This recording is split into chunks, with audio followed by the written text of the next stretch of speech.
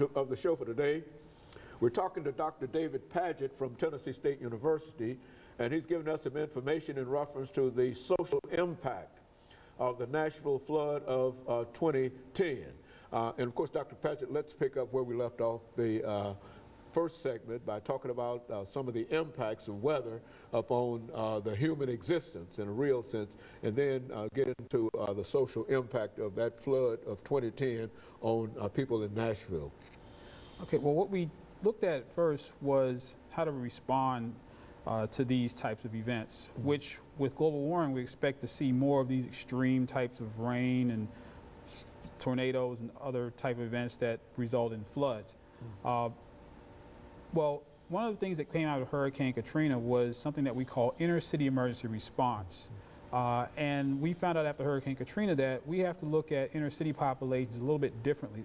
Inner city populations tend to be more vulnerable because the normal evacuation plan is get in your car and leave. Well, what if you don't have a car? What if you are a senior citizen and aren't necessarily very mobile?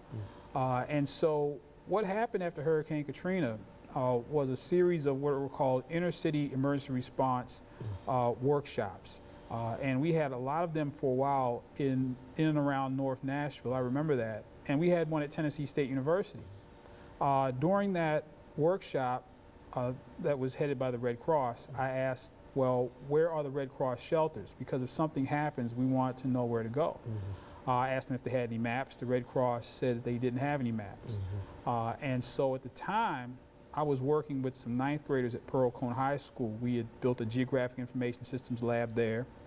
And I asked the Red Cross, give me what you have, and the 9th graders at Pearl Cone High School will create your maps. And what came out of that was the 9th graders at Pearl Cone High School. We had Miss Debbie Hirsch was their teacher. Bev Jacobs was working with those students also, and Dr. Marva Woods was the principal. I have to mention them. The students created the maps, and when the Red Cross came to school and released the maps, the Red Cross learned that the 37208 zip code area, which is commonly known as the lowest income zip code area in Nashville, the zip code area that has many, many people who don't have cars, many people relying upon public transit, was significantly underserved in terms of emergency shelters. So if there was a flood or if there was some catastrophe, people in the lowest income, the most vulnerable community in Nashville wouldn't have any place else to go. And the only way the Red Cross discovered that at the time was because we highlighted that on a map. And so that's the power of mapping and the power of using geographic information systems. There's some things that you just can't see in a data table, which is what the Red Cross had. When we put it on a map, they said, oh, we need to reach out to this community. And so about 80% of Red Cross shelters are faith-based organizations. And so not too long after that, they started to partner with the National Baptist Convention in trying to get more shelters reestablished in North Nashville, specifically in the 37208 zip code area. And so that was such a substantial finding, exposing that vulnerability in the 37208 zip code area, that each student and their teacher, Miss Debbie Hirsch, received a commendation from the Red Cross. You know, the Red Cross came out to the school at Pearl Cone and really was appreciative of what the students did. And they really served the community in a way that we found out later might have saved lives.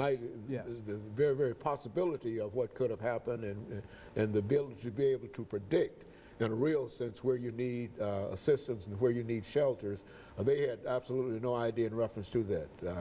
Is that what we're saying? Oh, absolutely. And so that was more of a, I guess, a qualitative look at vulnerability. And that was in 2000. That was actually in the spring of 2009 that we produced those Red Cross shelter maps with the students at Pearl Cone.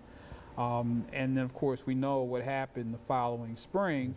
Unfortunately, we were in the middle of an economic downturn, and so we lost many shelters during that time, many Red Cross shelters. And so when the flood hit in May of 2010, we were already down several shelters from where we were in 2009.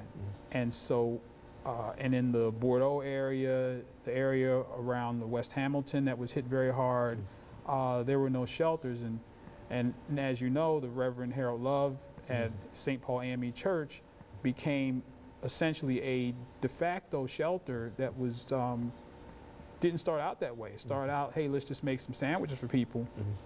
And Reverend Love and his congregation wound up essentially being a staging area for the Federal Emergency Management Agency, the OEM, the police, and other emergency responders for that critically struck area during the flood. When you talk about shelters, exactly what are you talking about in a real sense in terms of what's the makeup of and what do they do? Well, a shelter, of course, is often a faith-based organization, but they have to have supplies. They have to have enough food, bathroom facilities, water. It costs money to maintain a shelter, which is why we lost several during the economic downturn. And so what we've also gone to in terms of inner city emergency response is not depending so much on shelters or anyone coming. What inner city populations are told to do now is keep on hand a ready supply of food, water, and other materials, because you can't assume that people are going to be there to help you right away. And so that's what those early inner city emergency response trainings were about, being prepared in the event that something happens. You can't get away. Maybe you can't get out of town. You know, make sure you know where your medicine is. Make sure that you have some cash, because so many people deal with these debit cards that they don't carry cash around. But when there's a storm or a flood, oftentimes your electricity's out. Debit cards and ATM cards don't work when the electricity's out. You have to have some cash on hand, so that even in those times, if you have to buy supplies, you know, not everybody's going to be giving everything away. You're prepared in your own home, and that's a big lesson that we learned after Hurricane Katrina. Very good. And of course, Dr. Patrick, we're getting ready for our second commercial break, and that's essentially the information that we are concerned with, to understand exactly what happened. You see, and that for whatever reason, to be able to justify and to try to create a situation so that some of the bad things that might have happened won't happen again, and perhaps be able to build on some of the good things that happened during that period. And I think that